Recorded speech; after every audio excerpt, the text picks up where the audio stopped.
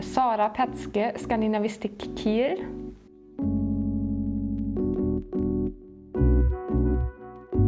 Wir haben hier in Kiel die größte deutschsprachige Skandinavistik mit 3 vollen Professuren, also sowohl für Sprachwissenschaft, für Mediavistik als auch für neuere skandinavische Literatur.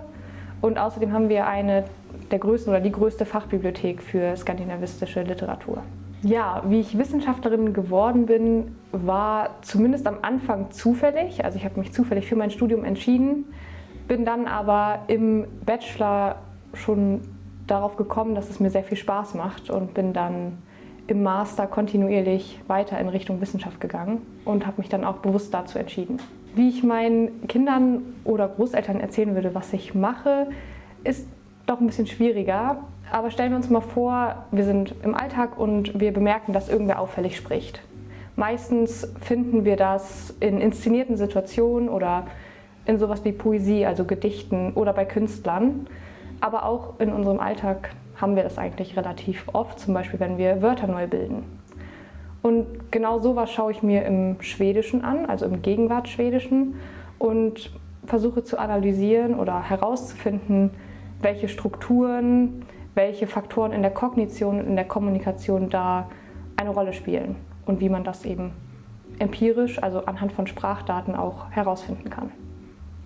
Meine Forschung trägt dazu bei, mehr über Sprache zu erfahren und wie das eben auch mit anderen Disziplinen vereinbar ist, also mit zum Beispiel, was die Psychologie herausfindet oder Kognitionswissenschaften, sodass man halt schaut, passt das, was wir über Sprache herausfinden, mit dem zusammen, was andere Menschen in anderen Forschungsbereichen herausfinden.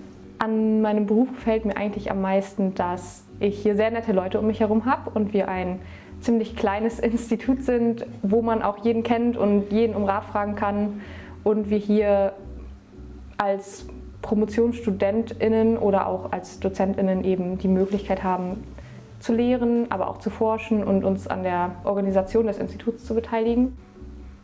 Am wenigsten gefällt mir wahrscheinlich, dass, ich sage jetzt mal, die Wissenschaft als Berufsfeld nicht wirklich langfristige Planung ermöglicht, wenn man nicht gerade in einem super spezialisierten Bereich eine Dauerstelle findet, wie zum Beispiel eine Professur, und man eben sehr flexibel sein muss nach seiner Promotion oder nach dieser Qualifikationsstelle, die man erstmal hat, und man eben sich darauf einlassen muss, dass es eventuell so weitergeht, man sich aber auch eventuell umorientieren muss.